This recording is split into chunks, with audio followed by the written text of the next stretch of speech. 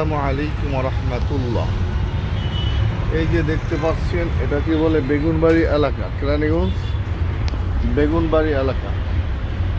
প্রায় সময় এই জায়গাটার মধ্যে এই ব্রিজ লইয়া একবারে বাবুবাজার ব্রিজ পর্যন্ত সব সময় জ্যামে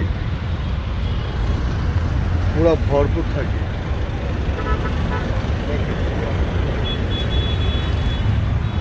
এই অবস্থার মধ্যে যারা হাসপাতালে যায় তাদের জন্য খুবই কষ্টকর হয়ে দাঁড়ায় এবং অনেক মানুষ এই জ্যামের মধ্যে মারাও যায়। এজন্য প্রশাসনকে আমরা অনুরোধ করব, জানি অতি তাড়াতাড়ি এই কেরানীগঞ্জ বেগুনবাড়ি এলাকাতে শুরু করে কদমতলী বাবুবাজার ব্রিজ সংলগ্ন যে জামটা যে কারণে লাগে, এটার মূল কারণ হলো ফুটপাত, বিভিন্ন ভ্যান। এই ভ্যানগুলা বিভিন্ন জায়গায় এরকমভাবে উল্টাপাল্টা আসে, যার কারণে এগুলো এভাবে জ্যাম লেগে থাকে।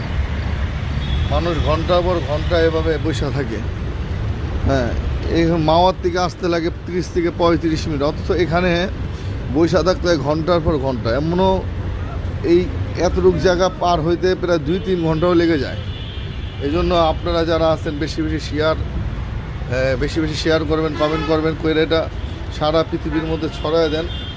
জানি এই জায়গা প্রশাসনটা তাড়াতাড়ি খুব ব্যবস্থা নিতে পারে, আর অতি তাড়াতাড়ি জানি কেরানীগঞ্জ, যেমন শুধু কেরানীগঞ্জবাসী নয়, মানে এটার সাথে সম্পর্ক এরকম উত্তরবঙ্গের যত মানুষ আছে, এভাবে যত এই যে খুলনা থেকে, যশোর থেকে, এরকম মাওয়া, ফরিদপুর, মাদারীপুর, কুয়াকাটা, বরিশাল, যত সাইড থেকে লোকগুলো আসে, অধিকাংশ বেশিরভাগ গাড়ি এদিক দিয়ে আসে, যার কারণে মানুষ এখান থেকে আসতে যে পরিমাণ সময় লাগে, এখানে এসে তার চেয়েও বেশি সময় জ্যামে বসে থাকতে হয়।